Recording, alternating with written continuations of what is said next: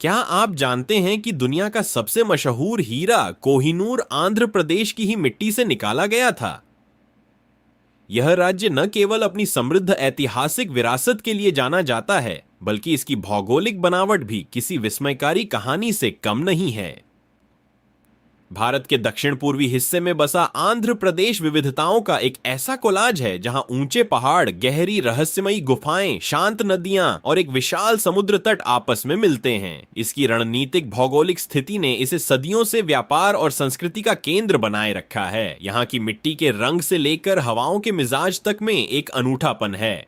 आंध्र प्रदेश की जमीन केवल शुष्क आंकड़ों का संग्रह नहीं है, बल्कि यह कुदरत की कलाकारी का एक जीवंत प्रमाण है। 50 भारत की दूसरी सबसे लंबी तटरेखा। और आंध्र प्रदेश भारत के पूर्वी तट पर स्थित एक विशाल राज्य है जिसकी समुद्री सीमा लगभग 974 किलोमीटर लंबी है। यह तटरेखा गुजरात के बाद भारत की दूसरी सबसे बड़ी तटरेखा मानी जाती है, जो बंगाल की खाड़ी के साथ एक विशाल विस्तार साझा करती है।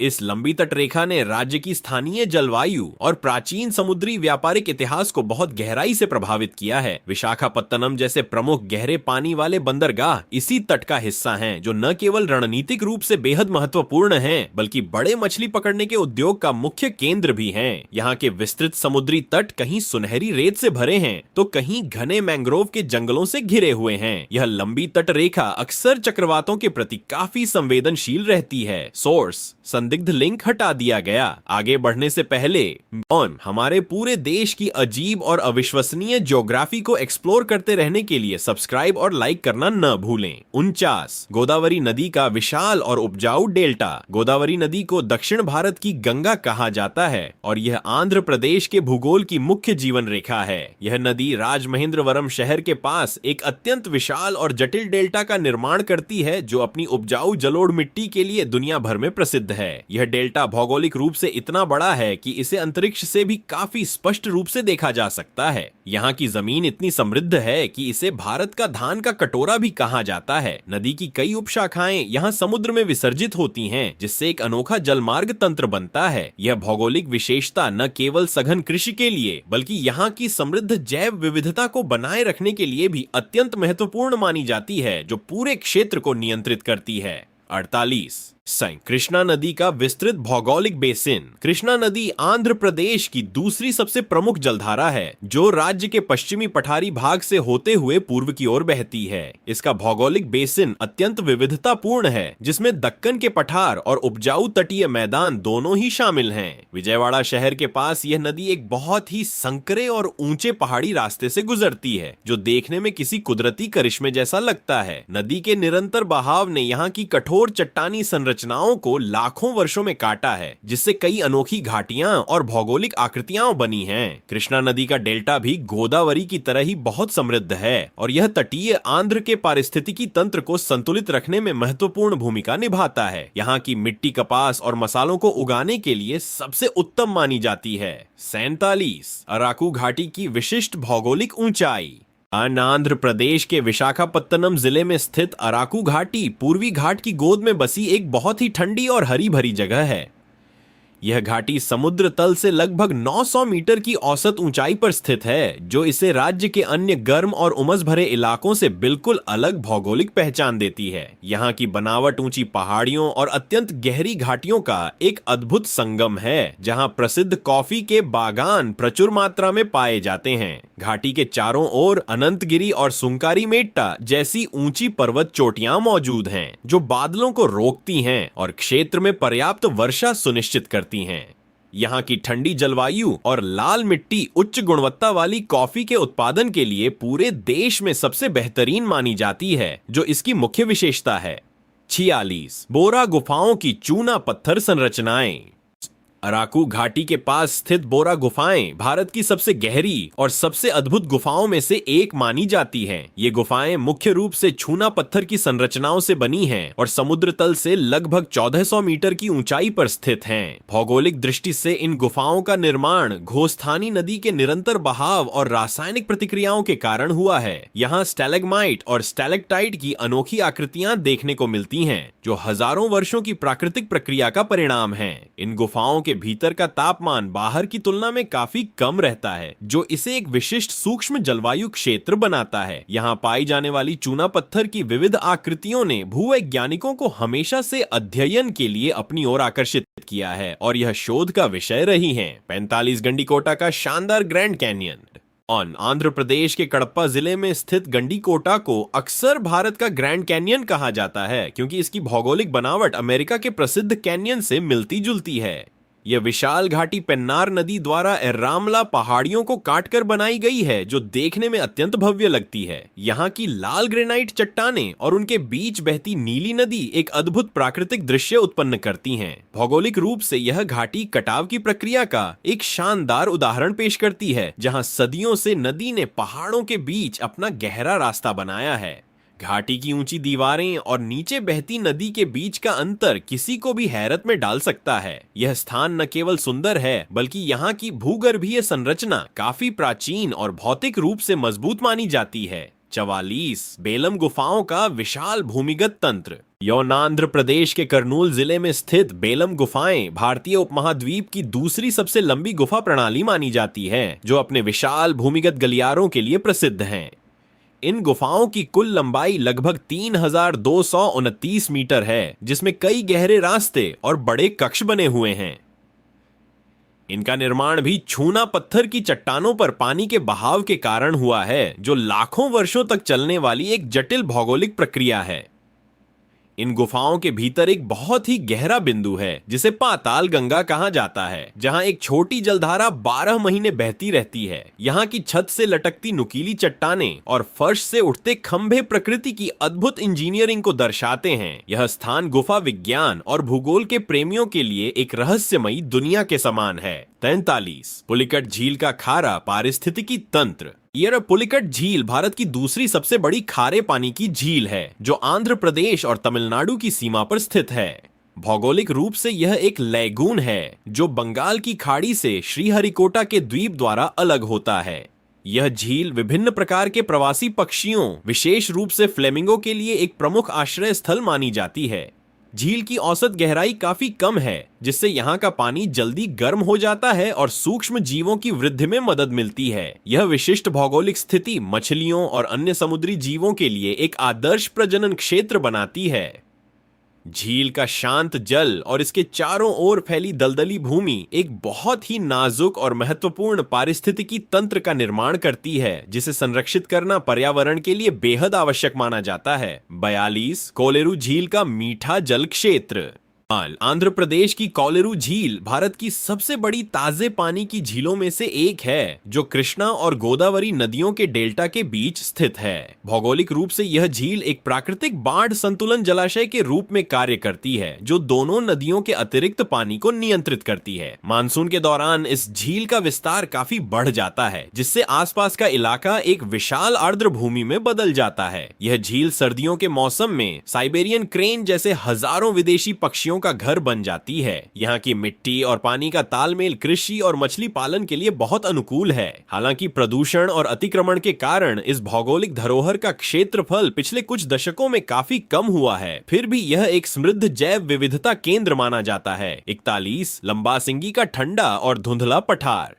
आंध्र प्रदेश के पूर्वी घाट में स्थित लंबा सिंगी को अक्सर दक्षिण भारत का कश्मीर कहा जाता है, क्योंकि यहाँ का तापमान कभी कभी 0 डिग्री सेल्सियस तक गिर जाता है। भौगोलिक रूप से यह एक ऊंचा पठारी क्षेत्र है, जहाँ साल भर ठंडी हवाएं चलती हैं और अक्सर कोहरा छाया रहता है। यहाँ की ऊंचाई और घने जंगलों का मेल एक ऐसा वातावरण बनाता है, जहाँ राज्य के अन्य हिस्सों के विपरीत हल्की बर्फबारी जैसी ओस देखी जा सकती है। यह स्थान अपनी बागवानी और विशेष रूप से सेब की खेती के प्रयासों के लिए भी चर्चा में रहता है। यहाँ की मिट्टी और जलवायु की परिस्थितियां इसे एक अनोखा हिल स्टेशन बनाती हैं, जो मैदानी इलाकों की भीषण गर्मी से पूरी तरह अलग है। यह भौगोलिक विषमता राज्य की संपूर्ण प्राकृतिक भौगोलिक विविधता को स्पष्ट रूप से दर्शाती है। 40 पूर्वी घाट की प्राचीन पर्वत श्रृंखला।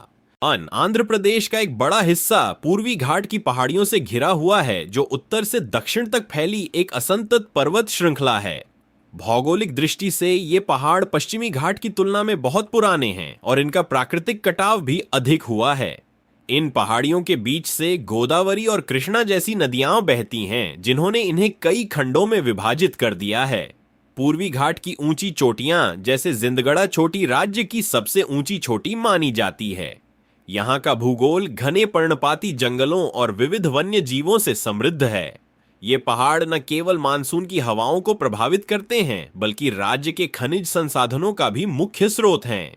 इनकी चट्टानी बनावट में ग्रेनाइट और खोंडालाइट जैसी बहुत ही प्राचीन पत्थरों की प्रधानता साफ तौर पर देखी जाती है। 39 नल्लामाला के विशाल और घने वन और नल्लामाला की पहाड़ियां आंध्र प्रदेश के मध्य भाग में स्थित एक विशाल वन क्षेत्र हैं, जो भौगोलिक रूप से पूर्वी घाट का हिस्सा हैं। यह जंगल भारत के सबसे बड़े बाघ अभयारण्यों में से एक नागार्जुन सागर श्रीशैलम टाइगर रिजर्व का घर है। यहाँ की भौगोलिक बनावट ऊबड़ खाबड़ पहाड़ियों, गहरी घाटियों और ऊंचे जलप्रपातों से भरी हुई है। कृष्णा नदी इन पहाड़ियों के बीच से एक बहुत गहरी घाटी बनाकर बहती है, जिसे पातालगंगा के नाम से जाना जाता है। यहां की वनस्पतियों में मुख्य रूप से शुष्क पर्णपाती पेड़ पाए जाते हैं, जो भीषण गर्मी में भी खुद को जीवित रखने की क्षमता रखते हैं। नल्लामाला का भूगोल न केवल वन्य जीवों के लिए सुरक्षित आश्रय प्रदान करता है, बल्कि यह क्षेत्र कई महत्वपूर्ण जड़ी बूटियों और दुर्लभ पौधों के लिए भी प्रसिद्ध भौगोलिक केंद्र माना जाता है। 38 विशाखापत्तनम के दुर्लभ लाल रेत के टीले। और विशाखापत्तनम के तट के पास स्थित एर्रामट्टी डिब्बालू एक अत्यंत दुर्लभ भौगोलिक संरचना है, जिसे लाल रेत के टीले कहा जाता है। ये टीले लगभग 12,000 साल पुराने माने जाते हैं और इनका निर्माण समुद्री हवाओं और मिट्टी के कटाव की लंबी प्रक्रिया से हुआ है। भौगोलिक रूप से इन टीलों का लाल रंग आयरन ऑक्साइड की उपस्थिति के कारण है, जो इन्हें एक अनोखा और आकर्षक दृश्य देता है। दुनिया में इस तरह की लाल रेत की संरचनाएं बहुत कम जगहों पर पाई जाती हैं। यहाँ की मिट्टी की बनावट काफी कमजोर है, जिससे बारिश के पानी से यहाँ सुंदर और जटिल नक्काशीदार आकृतियां बन जाती हैं। इस स्थान को भू विरासत स्थल के रूप में मान्यता दी गई है, क्योंकि यह प्राचीन जलवायु परिवर्तनों के बारे में महत्वपूर्ण भूगर्भीय जानकारी प्रदान करता है। 37 कोरिंगा के विशाल मैंग्रोव और दलदली क्षेत्र। काकीनाडा के पास स्थित कोरिंगा वन्य जीव अभयारण्य भारत का दूसरा सबसे बड़ा मैंग्रोव वन क्षेत्र है, जो भौगोलिक रूप से गोदावरी के डेल्टा में स्थित है। यह क्षेत्र मीठे पानी और समुद्र के खारे पानी के मिलन का एक अद्भुत स्थान है, जहां विशेष प्रकार की मैंग्रोव प्रजातियां उगती हैं। यहाँ की भौगोलिक बनावट दलदली है और यहाँ पानी के बीच छोटे छोटे द्वीपों का जाल बिछा हुआ है। ये मैंग्रोव जंगल तटीय कटाव को रोकने और चक्रवातों के दौरान एक प्राकृतिक दीवार के रूप में काम करने के लिए अत्यंत महत्वपूर्ण हैं। यहाँ की जटिल जड़ें मछलियों और केंकड़ों के लिए सुरक्षित नर्सरी का काम करती हैं। भौगोलिक दृष्टि से यह दलदली क्षेत्र लुप्तप्राय समुद्री ऊद बिलाव और विभिन्न प्रकार के पक्षियों के लिए एक अद्वितीय और सुरक्षित प्राकृतिक आवास प्रदान करता है। 36 हॉर्सले हिल्स की ठंडी और ऊंची पहाड़ियां। ये आंध्र प्रदेश के चित्तूर जिले में स्थित हॉर्सले हिल्स एक बहुत ही खूबसूरत पहाड़ी क्षेत्र है, जो समुद्र तल से लगभग 1265 मीटर की ऊंचाई पर स्थित है। भौगोलिक रूप से यह पहाड़ियां पूर्वी घाट का एक हिस्सा हैं, लेकिन इनकी जलवायु आसपास के इलाकों की तुलना में काफी ठंडी और सुखद रहती है। यहाँ का मुख्य आकर्षण गाली बंदा या हवा वाली चट्टान है, जहाँ साल भर तेज हवाएं चलती रहती हैं। पहाड़ियों की ढलान पर यूकेलिप्टस के घने जंगल और विविध प्रकार के सुंदर फूल वाले पौधे पाए जाते हैं। यहाँ की मिट्टी और ऊंचाई ने इसे एक समृद्ध जैव विविधता केंद्र बना दिया है, जहाँ कई दुर्लभ पक्षी देखे जा सकते हैं। यह स्थान आंध्र प्रदेश के उन गिने कुने इलाकों में से है, जहाँ भीषण गर्मी के मौसम में भी काफी ठंडक रहती है। 35 पापी कोंडलू की शानदार और संकरी पर्वत श्रृंखला। पापी कोंडलू पहाड़ियों की एक खूबसूरत श्रृंखला है, जो गोदावरी नदी के किनारे फैली हुई है और देखने में किसी सुंदर पेंटिंग जैसी लगती है। भौगोलिक रूप से ये पहाड़ियां नदी के इतने करीब आ जाती हैं कि इनके बीच से बहती गोदावरी नदी एक बहुत संकरी और गहरी धारा में बदल जाती है। इन पहाड़ियों का आकार एक विवाहित महिला के सिर की मांग जैसा दिखता है, इसीलिए इन्हें स्थानीय भाषा में पापी कोंडलू कहा जाता है। यहाँ का भूगोल घने जंगलों और खड़ी ढलानों से भरा हुआ है, जो पहुंचने में काफी कठिन लेकिन प्राकृतिक रूप से अत्यंत सुंदर हैं। मानसून के दौरान इन पहाड़ियों पर छाई सफेद धुंध और चारों ओर की हरियाली इस क्षेत्र को एक जादुई रूप दे देती है। गोदावरी नदी यहाँ एक शांत और बहुत गहरा प्रवाह क्षेत्र बनाती है। 34 पेन्नार नदी की रेतीली और शुष्क घाटी। और पेन्नार नदी, जिसे उत्तर पिनाकिनी भी कहा जाता है, आंध्र प्रदेश के दक्षिणी भाग की एक प्रमुख जलधारा है जिसका भौगोलिक स्वरूप बहुत ही अनूठा है। यह नदी कर्नाटक की पहाड़ियों से निकलती है और आंध्र के सूखे जिलों से गुजरते हुए बंगाल की खाड़ी में गिरती है। अधिकांश समय यह नदी सूखी रहती है और इसका तल विशाल रेतीले मैदान जैसा दिखता है, जो स्थानीय भूगोल की एक विशिष्ट पहचान है। हालांकि मानसून के दौरान यह अचानक उग्र रूप धारण कर लेती है और आसपास के रेतीले इलाकों को काफी उपजाऊ बना देती है। इस नदी के बेसिन में लाल मिट्टी की प्रधानता है, जो भूगर्भीय रूप से काफी पुरानी मानी जाती है। पेन्नार नदी का प्रवाह क्षेत्र यहाँ की कृषि और भूजल स्तर को नियंत्रित करने में एक बहुत ही निर्णायक भूमिका निभाता है। 33 जिंदागड़ा पूर्वी घाट का सर्वोच्च शिखर आंध्र प्रदेश की सबसे ऊंची छोटी जिंदागड़ा है और जो अराकू घाटी के सुरम्य वातावरण के पास स्थित है। इसकी ऊंचाई समुद्र तल से लगभग 1690 मीटर है, जो इसे पूरे पूर्वी घाट की पर्वत श्रृंखला का सर्वोच्च शिखर बनाती है। भौगोलिक दृष्टि से यह स्थान न केवल अपनी ऊंचाई के लिए बल्कि यहाँ की दुर्लभ वनस्पतियों और ठंडी जलवायु के लिए भी जाना जाता है। यहाँ की मिट्टी और चट्टानी संरचना मुख्य रूप से खोंडालाइट से बनी है, जो भूगर्भीय रूप से काफी प्राचीन मानी जाती है। पर्वतारोहियों के लिए यह खड़ी ढलान और चुनौतीपूर्ण रास्ता एक रोमांचक अनुभव प्रदान करता है, जो राज्य की भौगोलिक विविधता को दर्शाता है। यहां से पूरी अराकू घाटी का एक विहंगम और अद्भुत दृश्य स्पष्ट दिखाई देता है। 32 रायलसीमा का विशिष्ट वर्षा छाया क्षेत्र आंध्र प्रदेश का दक्षिणी पश्चिमी हिस्सा, जिसे रायलसीमा कहा जाता है, और भौगोलिक रूप से एक बहुत ही महत्वपूर्ण वर्षा छाया रेन शैडो क्षेत्र के अंतर्गत आता है। जब दक्षिण पश्चिम मानसून की हवाएं पश्चिमी घाट से टकराती हैं, तो वे अपनी अधिकांश नमी वहीं छोड़ देती हैं, जिससे इस क्षेत्र तक पहुंचते पहुंचते हवाएं पूरी तरह शुष्क हो जाती हैं। यही कारण है कि अनंतपुर जैसे जिले भारत के सबसे कम वर्षा वाले क्षेत्रों में गिने जाते हैं।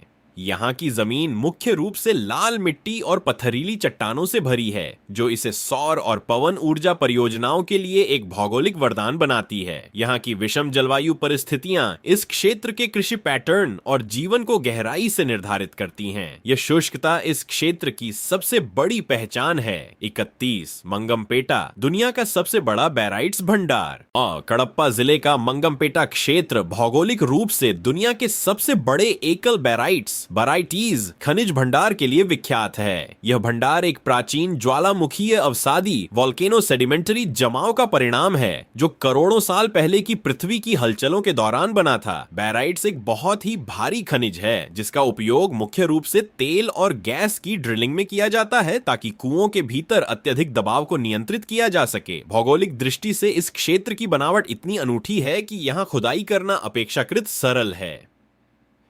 मंगमपेटा के इस खजाने ने न केवल आंध्र प्रदेश की अर्थव्यवस्था को मजबूती प्रदान की है, बल्कि इसने दुनिया के ऊर्जा क्षेत्र में भी अपनी एक अलग और महत्वपूर्ण भौगोलिक पहचान स्थापित की है।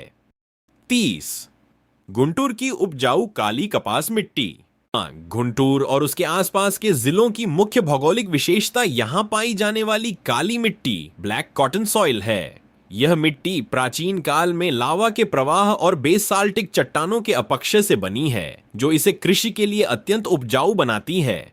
इसमें नमी को लंबे समय तक रोके रखने की अद्भुत क्षमता होती है, जिसे स्व जुताई वाली मिट्टी भी कहा जाता है, क्योंकि सूखने पर इसमें गहरी दरारें पड़ जाती हैं। यही भौगोलिक कारण है कि गुंटूर की मिर्च और यहाँ का कपास विश्व प्रसिद्ध है। यहाँ की मिट्टी के विशिष्ट खनिज तत्व फसलों को वह तीखापन और गुणवत्ता प्रदान करते हैं, जो दुनिया के किसी अन्य हिस्से में मिलना मुश्किल है। यह मिट्टी इस पूरे क्षेत्र के आर्थिक भूगोल का आधार है। 29 नागार्जुन सागर एक विशाल हाइड्रोलॉजिकल मील का पत्थर। कृष्णा नदी पर निर्मित नागार्जुन सागर बांध केवल एक इंजीनियरिंग करिश्मा नहीं, बल्कि एक महत्वपूर्ण मानव निर्मित भौगोलिक मील का पत्थर है। यह दुनिया का सबसे बड़ा चिनाई वाला बांध है, जिसने इस क्षेत्र के पूरे जल भूगोल को बदलकर रख दिया है। इसके निर्माण से बनी विशाल झील ने गुंटूर और प्रकाशम जैसे शुष्क इलाकों की प्यास बुझाई और वहां के कृषि परिदृश्य को पूरी तरह हरा भरा बना दिया। झील के बीच में स्थित नागार्जुन कोंडा द्वीप प्राचीन बौद्ध संस्कृति का केंद्र था, जो अब जलमग्न हो चुका है। इस बांध ने न केवल बाढ़ नियंत्रण और बिजली उत्पादन में मदद की, बल्कि इसने स्थानीय जलवायु और जैव विविधता पर भी गहरा प्रभाव डाला है, जिससे एक नया जलीय पारिस्थितिकी तंत्र विकसित हुआ है। 28 श्रीहरिकोटा एक रणनीतिक समुद्री बैरियर आइलैंड। नेल्लोर जिले के तट पर स्थित श्रीहरिकोटा भौगोलिक रूप से एक बैरियर आइलैंड है जो पुलिकट झील को बंगाल की खाड़ी से अलग करता है। इसकी रणनीतिक स्थिति इसे भारत के अंतरिक्ष कार्यक्रम के लिए एक आदर्श स्थान बनाती है। भूमध्य रेखा से इसकी निकटता रॉकेट लॉन्च के समय पृथ्वी के घूर्णन का अतिरिक्त लाभ प्रदान करती है, जिससे ईंधन की बचत होती है। इसके अलावा इसके पूर्व में खुला समुद्र होना रॉकेट के मलबे के सुरक्षित गिरने के लिए एक भौगोलिक सुरक्षा कवच प्रदान करता है। यह द्वीप न केवल तकनीकी रूप से महत्वपूर्ण है, बल्कि यहाँ की घनी वनस्पतियां और समुद्री हवाएं इसे एक विशिष्ट पारिस्थितिक क्षेत्र बनाती हैं। इसकी स्थिर चट्टानी नींव भारी लॉन्च पैड्स के भार को सहने में सक्षम है। 27 तटीय सैंड ड्यून्स, प्रकृति का सुरक्षा कवच। और आंध्र प्रदेश के बापटला और मछलीपत्तनम के कुछ विशिष्ट तटीय इलाकों में ऊंचे रेतीले टीले पाए जाते हैं। ये टीले सदियों से समुद्री हवाओं द्वारा रेत के जमाव और निरंतर अपरदन की प्रक्रिया से बने हैं। भौगोलिक दृष्टि से ये टीले चक्रवातों और सुनामी जैसी प्राकृतिक आपदाओं के दौरान एक प्राकृतिक रक्षा दीवार की तरह काम करते हैं। ये टीले समुद्र के खारे पानी को उपजाऊ भूमि के अंदर आने से रोकते हैं और भूजल स्तर को संतुलित बनाए रखने में मदद करते हैं। इन टीलों पर उगने वाली कैसुरीना जैसी वनस्पतियां मिट्टी को बांध कर रखती हैं, जिससे तटीय कटाव कम होता है। ये एक बहुत ही नाजुक और महत्वपूर्ण भौगोलिक संरचना है जो तटीय पारिस्थितिकी तंत्र की स्थिरता के लिए अनिवार्य मानी जाती है। 26 तलकोना, पूर्वी घाट का सर्वोच्च जलप्रपात। चित्तूर जिले के श्री वेंकटेश्वर राष्ट्रीय उद्यान में स्थित तलकोना जलप्रपात आंध्र प्रदेश का सबसे ऊंचा झरना है, जिसकी ऊंचाई लगभग 270 फीट है।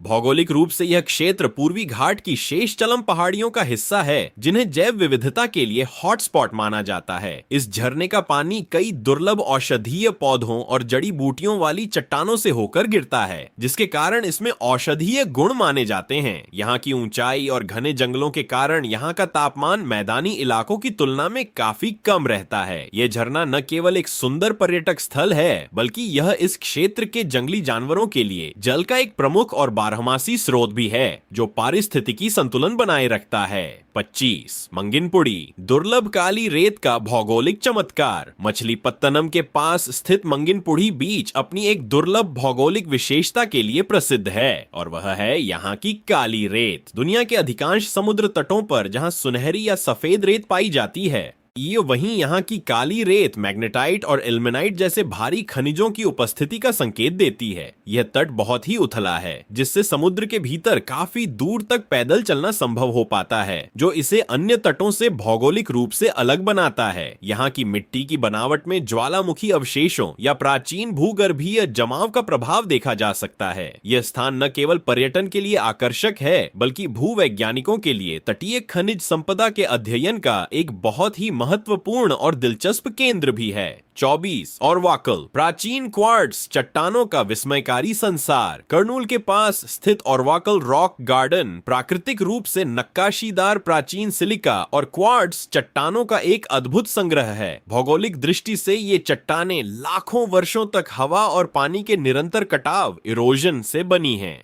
और जिससे इन्हें बहुत ही विचित्र और सुंदर आकार मिले हैं। ये चट्टानी संरचनाएं दक्कन के पठार की प्राचीन भूगर्भीय हलचलों की कहानी बयां करती हैं। यहाँ की ऊबड़ खाबड़ जमीन और नुकीले पत्थर इसे देखने में किसी दूसरे ग्रह की सतह जैसा रोमांचक बनाते हैं। यह क्षेत्र न केवल फोटोग्राफी के लिए प्रसिद्ध है, बल्कि यहाँ की चट्टानों के बीच बनी प्राकृतिक गुफाएं और दरारें भूविज्ञान के छात्रों के लिए शोध का एक बहुत ही समृद्ध केंद्र हैं। यह स्थल प्रकृति की अनूठी शिल्पकारी का एक उत्कृष्ट भौगोलिक उदाहरण है। 23 संगमेश्वरम, नदियों का संगम और हाइड्रोलॉजिकल महत्व। कर्नूल जिले में तुंगभद्रा और कृष्णा नदी का संगम एक अत्यंत महत्वपूर्ण भौगोलिक और हाइड्रोलॉजिकल घटना है। इस संगम स्थल को संगमेश्वरम कहा जाता है, और जहां दोनों नदियों की विभिन्न जलधाराएं आपस में मिलकर एक विशाल प्रवाह बनाती हैं। भौगोलिक रूप से यह क्षेत्र श्रीशैलम बांध के बैकवाटर्स के प्रभाव में रहता है, जिसके कारण यह संगम स्थल साल के कई महीनों तक पानी में डूबा रहता है। जब पानी का स्तर कम होता है तभी यहाँ की प्राचीन चट्टानी सतह और जलोढ़ मिट्टी के जमाव दिखाई देते हैं। यह संगम न केवल कृषि के लिए उपजाऊ मिट्टी प्रदान करता है बल्कि यह क्षेत्र के भूजल स्तर को रिचार्ज करने में भी महत्वपूर्ण भूमिका निभाता है। नदियों के इस मेल ने यहाँ के स्थानीय पारिस्थितिकी तंत्र को समृद्ध बनाया है। 22 अनंतगिरी पहाड़ियां, पूर्वी घाट की प्राचीन धरोहर। विशाखापत्तनम जिले में स्थित अनंतगिरी पहाड़ियां पूर्वी घाट की सबसे पुरानी पर्वत प्रणालियों में से एक का हिस्सा हैं। भौगोलिक रूप से ये पहाड़ियां घने जंगलों और विशाल कॉफी के बागानों से ढकी हुई हैं और जो यहाँ की ठंडी और नमी वाली जलवायु का परिणाम है। यहीं से घोस्थानी नदी का उद्गम होता है जिसने सदियों के बहाव से प्रसिद्ध बोरा गुफाओं का निर्माण किया है। यहाँ की मिट्टी में लोहे और एल्यूमिनियम के अंश पाए जाते हैं जो इसे बागवानी फसलों के लिए अत्यंत उपयुक्त बनाते हैं। समुद्र तल से इसकी ऊंचाई और यहाँ का विशिष्ट सूक्ष्म वातावरण इसे राज्य के अन्य शुष्क क्षेत्रों से बिल्कुल अलग बनाता है। यह क्षेत्र न केवल अपनी प्राकृतिक सुंदरता के लिए बल्कि अपनी अद्वितीय भूगर्भीय संरचना और जैव विविधता के लिए भी जाना जाता है। 21 उप्पलपाडू, आर्द्र भूमि का समृद्ध पारिस्थितिकी तंत्र। गुंटूर जिले के पास स्थित उप्पलपाडू एक अत्यंत महत्वपूर्ण आर्द्र भूमि वेटलैंड पारिस्थितिकी तंत्र है जो भौगोलिक रूप से जल पक्षियों के लिए एक प्राकृतिक स्वर्ग है। यहाँ की उथली झीलें और वहाँ मौजूद जलीय वनस्पतियां प्रवासी पक्षियों और विशेष रूप से स्पॉट बिल्ड पेलिकन और पेंटेड स्टॉर्क के लिए एक आदर्श प्रजनन और भोजन स्थल प्रदान करती हैं। भौगोलिक दृष्टि से यह आर्द्र भूमि क्षेत्र जल चक्र को नियंत्रित करने और स्थानीय तापमान को संतुलित रखने में मदद करता है। यहाँ की मिट्टी में नाइट्रोजन की प्रचुरता पक्षियों के मलबे के कारण होती है जो इसे जलीय पौधों के लिए बहुत ही पोषक बनाती है। साइबेरिया और अन्य ठंडे देशों से हजारों मील की दूरी तय करके यहाँ आने वाले पक्षी इस क्षेत्र की विशिष्ट भौगोलिक और जलवायु परिस्थितियों पर पूरी तरह निर्भर रहते हैं। 20 श्रीशैलम गॉर्ज, नदी की अप्रदन शक्ति का प्रमाण। कृष्णा नदी जब नल्लामाला की ऊंची पहाड़ियों के बीच से गुजरती है तो वह एक अत्यंत गहरा और संकरा रास्ता बनाती है जिसे श्रीशैलम गॉर्ज के नाम से जाना जाता है। भौगोलिक रूप से यह वी आकार की घाटी नदी द्वारा कठोर क्वार्टजाइट चट्टानों को काट कर बनाई गई है और जो प्रकृति के निरंतर कटाव की शक्ति का एक जीवंत प्रमाण है। इस घाटी की गहराई इतनी अधिक है कि इसके कुछ हिस्सों तक सूरज की रोशनी भी बड़ी मुश्किल से पहुंच पाती है। यहाँ नदी का प्रवाह बहुत ही तीव्र और गहरा होता है जिसे स्थानीय स्तर पर पाताल गंगा कहा जाता है। यह भौगोलिक संरचना बांध निर्माण के लिए तकनीकी रूप से चुनौतीपूर्ण थी लेकिन इसकी मजबूती ने श्रीशैलम जैसे विशाल हाइड्रो इलेक्ट्रिक प्रोजेक्ट को संभव बनाया जो आज राज्य की ऊर्जा रीढ़ है। 19 मछलीपत्तनम की चक्रवात प्रवण भौगोलिक स्थिति। मछलीपत्तनम की भौगोलिक स्थिति इसे बंगाल की खाड़ी में उठने वाले तीव्र चक्रवातों के प्रति अत्यंत संवेदनशील बनाती है। यहाँ का समुद्री तट बहुत ही समतल और निचला है जिसके कारण चक्रवात के दौरान उठने वाली समुद्री लहरें स्टॉर्म सर्जेस बिना किसी बाधा के कई किलोमीटर तक अंदरूनी इलाकों में प्रवेश कर जाती हैं। भौगोलिक रूप से यह क्षेत्र कृष्णा नदी के मुहाने के पास स्थित है जिससे यहाँ की मिट्टी बहुत ही रेतीली और दलदली है। ऐतिहासिक रूप से इस स्थान ने कई विनाशकारी सुनामी और तूफानों का सामना किया है क्योंकि यहाँ की भौगोलिक बनावट लहरों की ऊर्जा को कम करने के लिए पर्याप्त प्राकृतिक अवरोध प्रदान नहीं करती है। मैंग्रोव के जंगलों की कमी ने इस भौगोलिक कमजोरी को और अधिक बढ़ा दिया है जिससे यह क्षेत्र आपदा प्रबंधन के लिए चुनौतीपूर्ण बना रहता है। 18 कडप्पा बेसिन, भूगर्भीय समय की एक खुली खिड़की। आंध्र प्रदेश का कडप्पा बेसिन पृथ्वी के इतिहास को समझने के लिए भूवैज्ञानिकों के बीच एक बहुत ही प्रसिद्ध भौगोलिक संरचना है। यह एक विशाल अर्धचंद्राकार अवसादी बेसिन सेडिमेंटरी बेसिन है जो लगभग 14,000 वर्ग किलोमीटर में फैला हुआ है। भौगोलिक रूप से यह बेसिन करोड़ों साल पुराने चूना पत्थर, शैल और डोलोमाइट जैसे पत्थरों से बना है और जो प्राचीन समुद्री निक्षेपों का प्रमाण देते हैं। इसकी चट्टानी परतों में यूरेनियम और एस्बेस्टस जैसे कीमती खनिजों के भंडार पाए जाते हैं। इस बेसिन की संरचना इतनी व्यवस्थित है कि इसे भूगर्भीय खिड़की कहा जाता है जहां से हम प्राचीन काल की टेक्टोनिक गतिविधियों का अध्ययन कर सकते हैं। यह क्षेत्र न केवल औद्योगिक खनिजों का स्रोत है बल्कि भारत की सबसे प्राचीन भूगर्भीय विरासत का एक महत्वपूर्ण हिस्सा भी माना जाता है। 17 मारेडुमिल्ली, अर्ध सदाबहार जंगलों का केंद्र। पूर्वी गोदावरी जिले में स्थित मारेडुमिल्ली एक अत्यंत घना और समृद्ध अर्ध सदाबहार वन क्षेत्र है। भौगोलिक रूप से यह इलाका अपनी बारहमासी जलधाराओं, गहरे झरनों और ऊंची पर्वत चोटियों के लिए जाना जाता है, जो इसे एक विशिष्ट वर्षावन जैसी पहचान देते हैं। यहाँ की मिट्टी में नमी की मात्रा साल भर बहुत अधिक रहती है, और जिससे यहाँ औषधीय पौधों और दुर्लभ जंगली ऑर्किड की सैकड़ों प्रजातियां पनपती हैं। यहाँ का वातावरण बहुत ही आर्द्र और ठंडा रहता है, जो राज्य के गर्म मैदानी क्षेत्रों के बिल्कुल विपरीत है। यह क्षेत्र गोदावरी के जलग्रहण क्षेत्र का एक महत्वपूर्ण हिस्सा है और यहाँ की भौगोलिक बनावट मानसून के बाद भी जल प्रवाह को बनाए रखने में मदद करती है।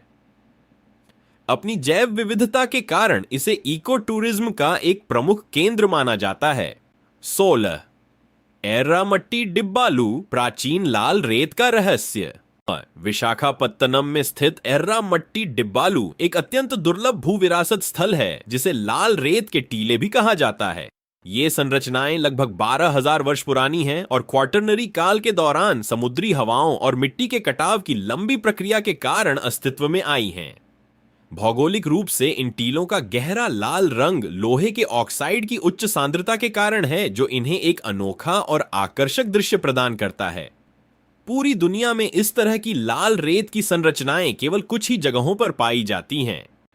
यहाँ की मिट्टी की संरचना अत्यंत कोमल है, जिससे वर्षा के पानी के प्रभाव से यहाँ सुंदर और जटिल नक्काशीदार आकृतियां प्राकृतिक रूप से बन जाती हैं। यह स्थान प्राचीन जलवायु परिवर्तनों की महत्वपूर्ण जानकारी प्रदान करता है। 15 पेन्नार नदी बेसिन, दक्षिण की उपजाऊ जीवन रेखा। पेन्नार नदी, जिसे स्थानीय भाषा में उत्तर पिनाकिनी के नाम से भी जाना जाता है, और नेल्लोर जिले के पास बंगाल की खाड़ी में गिरने से पहले एक विस्तृत और उपजाऊ बेसिन का निर्माण करती है। इस बेसिन की भौगोलिक बनावट मुख्य रूप से जलोढ़ मिट्टी से बनी है, जो प्राचीन काल से ही धान और गन्ने की खेती के लिए अत्यंत उपयुक्त मानी जाती रही है। यह क्षेत्र न केवल कृषि की दृष्टि से महत्वपूर्ण है, बल्कि यह तटीय भूजल स्तर को रिचार्ज करने में भी एक बड़ी भूमिका निभाता है। नदी के बहाव के साथ आने वाली उपजाऊ गाद ने इस पूरे क्षेत्र की भौगोलिक ऊंचाई और मृदा की संरचना को काफी समृद्ध किया है। यहाँ का समुद्री तट भी काफी समतल है, जो इसे जलीय पारिस्थितिकी के लिए एक संतुलित स्थान बनाता है। 14 कोलेरू झील, एशिया की सबसे बड़ी उथली ताजे पानी की झील। कृष्णा और गोदावरी नदियों के डेल्टा के बीच स्थित कोलेरू झील भौगोलिक रूप से एक प्राकृतिक बाढ़ संतुलन जलाशय के रूप में कार्य करती है। यह एशिया की सबसे बड़ी ताजे पानी की उथली झीलों में से एक है, आज जो लगभग 245 वर्ग किलोमीटर के क्षेत्र में फैली हुई है। इस झील का पारिस्थितिकी तंत्र इतना समृद्ध है कि इसे रामसर कन्वेंशन के तहत अंतर्राष्ट्रीय महत्व की आर्द्र भूमि घोषित किया गया है। सर्दियों के दौरान यह झील हजारों प्रवासी पक्षियों का घर बन जाती है, जो इसे जैव विविधता का एक प्रमुख केंद्र बनाती है। यहाँ की जलीय वनस्पति और उथला पानी मछली पालन के लिए भी एक आदर्श भौगोलिक स्थिति प्रदान करता है। हालांकि प्रदूषण और अतिक्रमण ने पिछले कुछ दशकों में इसके क्षेत्रफल को थोड़ा प्रभावित किया है। 13 कोरिंगा मैंग्रोव, तटीय सुरक्षा का विशाल हरित कवच। काकीनाडा के पास स्थित कोरिंगा वन्य जीव अभयारण्य भारत का दूसरा सबसे बड़ा मैंग्रोव वन क्षेत्र है, जो भौगोलिक रूप से गोदावरी नदी के मुहाने पर स्थित है। यहाँ की भौगोलिक बनावट दलदली और नमकीन है, और जहां समुद्री ज्वार और नदी का मीठा पानी आपस में मिलते हैं। ये मैंग्रोव जंगल चक्रवातों के दौरान एक प्राकृतिक दीवार के रूप में कार्य करते हैं और तट को कटाव से बचाते हैं। यहाँ पाई जाने वाली 24 से अधिक मैंग्रोव प्रजातियां और दुर्लभ समुद्री ऊदबिलाव इस क्षेत्र को एक अद्वितीय पारिस्थितिक पहचान देते हैं। इस दलदली क्षेत्र में पानी के बीच छोटे छोटे द्वीपों का जाल बिछा हुआ है, जो नावों के माध्यम से यात्रा करने के लिए एक जादुई और रहस्यमयी अनुभव प्रदान करता है, जो भूगोल प्रेमियों के लिए आकर्षण का केंद्र है। 12 नल्लामाला पर्वतमाला, प्राचीन चट्टानों और बाघों का घर। नल्लामाला पहाड़ियां आंध्र प्रदेश के मध्य भाग में फैली हुई हैं और भौगोलिक रूप से पूर्वी घाट का एक अभिन्न अंग हैं। ये पहाड़ियां मुख्य रूप से क्वार्ट्जाइट और स्लेट जैसी प्राचीन चट्टानों से बनी हैं, जो करोड़ों वर्षों के भूगर्भीय परिवर्तनों का परिणाम हैं। यहाँ भारत का सबसे बड़ा बाघ अभयारण्य ओल्ड नागार्जुन सागर श्रीशैलम स्थित है, जो इस क्षेत्र की सघन जैव विविधता को दर्शाता है। यहाँ की भौगोलिक बनावट में गहरी घाटियां, ऊंचे पठार और घने पर्णपाती वन शामिल हैं। कृष्णा नदी इन पहाड़ियों के बीच से एक बहुत गहरी और सुंदर घाटी बनाते हुए बहती है। यह क्षेत्र न केवल वन्य जीवों के लिए बल्कि कई महत्वपूर्ण औषधीय जड़ी बूटियों के उत्पादन के लिए भी भौगोलिक रूप से एक बहुत ही समृद्ध और सुरक्षित भंडार गृह माना जाता है। 11. हॉर्सले हिल्स, रायलसीमा का एकमात्र ठंडा हिल स्टेशन। चित्तूर जिले में स्थित हॉर्सले हिल्स समुद्र तल से लगभग 1290 मीटर की ऊंचाई पर स्थित है, जो इसे राज्य के सबसे ठंडे स्थानों में से एक बनाता है। भौगोलिक रूप से ये पहाड़ियां पूर्वी घाट की प्राचीन श्रृंखला का हिस्सा हैं और आसपास के शुष्क इलाकों की तुलना में यहाँ का सूक्ष्म वातावरण बहुत ही सुखद रहता है। यहाँ की चट्टानी बनावट में ग्रेनाइट की प्रधानता है और पहाड़ियों की ढलान घने यूकेलिप्टस और चंदन के पेड़ों से ढकी हुई है। यहाँ गालीबंदा नामक एक विशाल चट्टान है जहाँ साल भर तेज हवाएं चलती हैं, जो यहाँ की विशिष्ट भौगोलिक पहचान है। यह स्थान न केवल पर्यटन के लिए बल्कि अपनी दुर्लभ वनस्पतियों और जीव जंतुओं के संरक्षण के लिए भी एक महत्वपूर्ण पर्वतीय पारिस्थितिकी तंत्र माना जाता है। हमारे खूबसूरत देश के हर प्रांत के बारे में अद्भुत फैक्ट्स सीखते रहने के लिए सब्सक्राइब और लाइक करना न भूलें। 10. पापीकोंडलू, गोदावरी की संकरी और गहरी घाटी। पापीकोंडलू पर्वत श्रृंखला गोदावरी नदी के किनारे स्थित है, जहां नदी पहाड़ों के बीच से गुजरते हुए अत्यंत संकरी और गहरी हो जाती है। भौगोलिक रूप से ये पहाड़ियां पूर्वी घाट का हिस्सा हैं और इनकी ढलानें अत्यंत खड़ी हैं, जो नदी के प्रवाह को एक दिशा प्रदान करती हैं।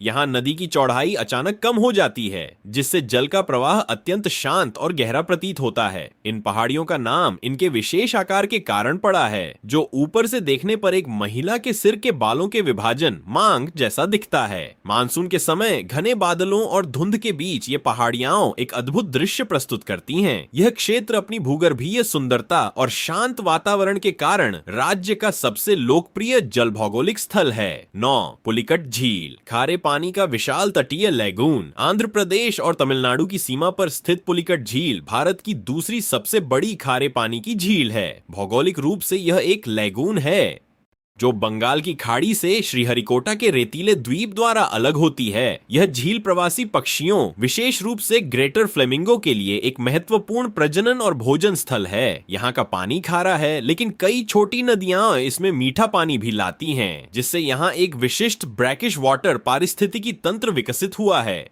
झील की औसत गहराई बहुत कम है, जिससे यह सूर्य की रोशनी को सोखकर सूक्ष्म जीवों के पनपने में मदद करती है।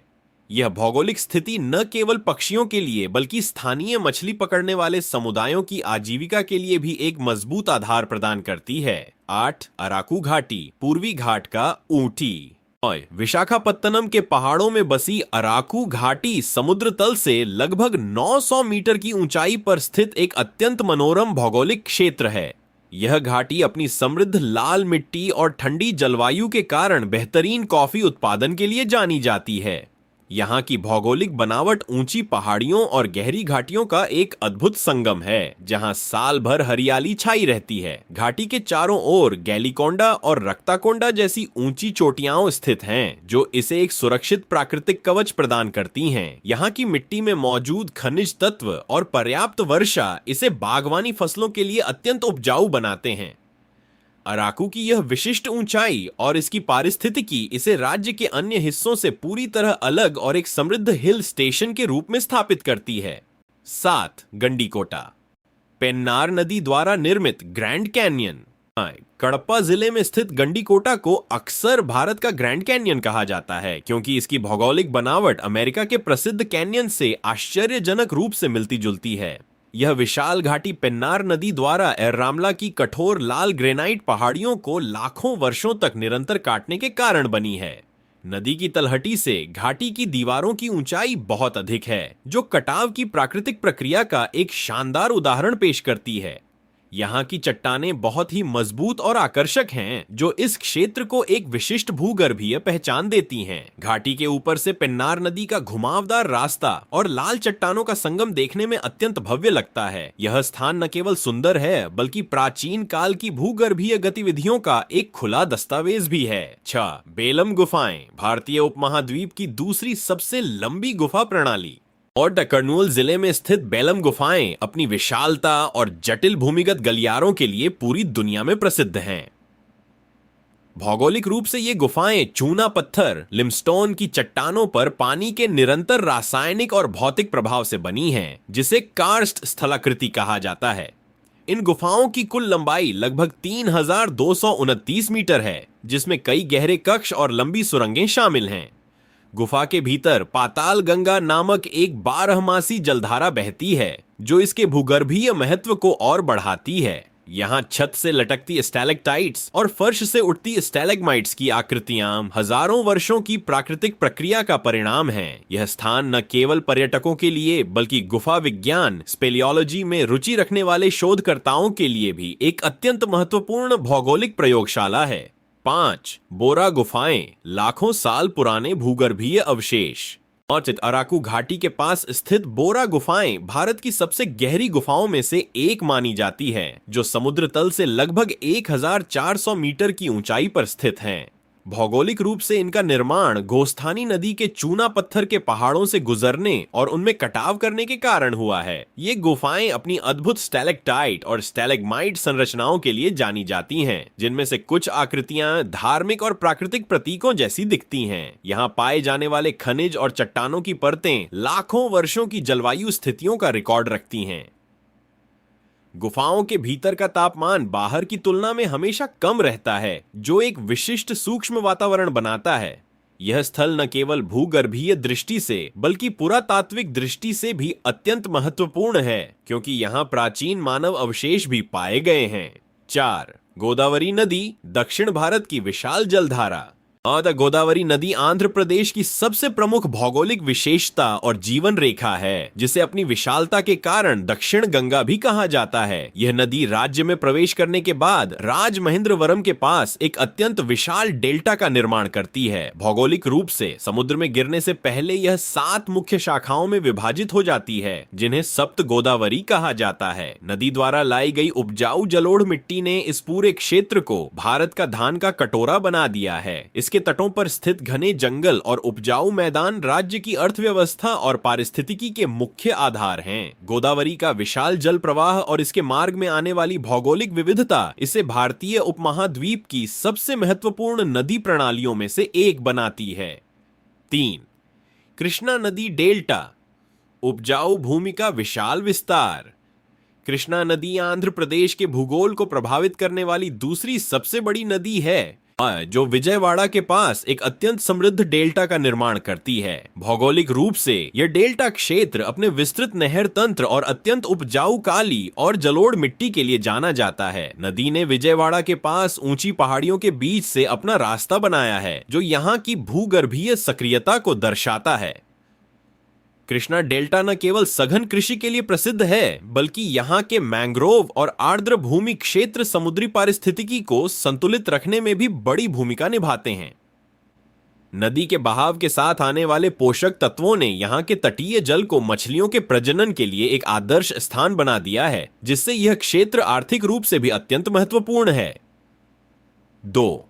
विशाल तटरेखा, भारत की दूसरी सबसे लंबी समुद्री सीमा। आंध्र प्रदेश की भौगोलिक पहचान इसकी लगभग 974 किलोमीटर लंबी तटरेखा से जुड़ी है, जो गुजरात के बाद भारत की दूसरी सबसे लंबी तटरेखा है। यह तटरेखा बंगाल की खाड़ी के साथ फैली हुई है और इसमें कई सुंदर समुद्र तट, गहरे पानी के बंदरगाह और महत्वपूर्ण मछली पकड़ने के केंद्र शामिल हैं। भौगोलिक रूप से यह तट कहीं रेतीला है तो कहीं मैंग्रोव के जंगलों से घिरा हुआ है, जो इसे विविधतापूर्ण बनाता है। विशाखापत्तनम जैसा प्रमुख प्राकृतिक बंदरगाह इसी तट का हिस्सा है, जिसकी पहाड़ियों वाली बनावट इसे समुद्री तूफानों से सुरक्षा प्रदान करती है। यह लंबी तटरेखा राज्य के व्यापार, जलवायु और लोगों के जीवन स्तर को गहराई से प्रभावित करती है। हालांकि इसकी लंबाई इसे चक्रवातों के प्रति भौगोलिक रूप से संवेदनशील भी बनाती है।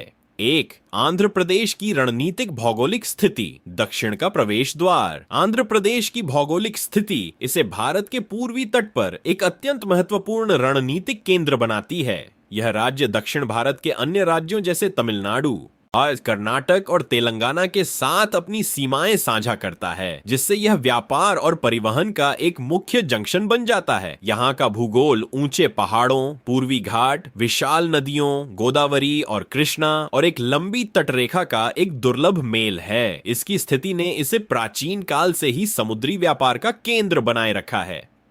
यहाँ की विविध मृदा संरचना, खनिज भंडार और अनुकूल जलवायु इसे कृषि और उद्योग दोनों के लिए एक भौगोलिक स्वर्ग बनाती है।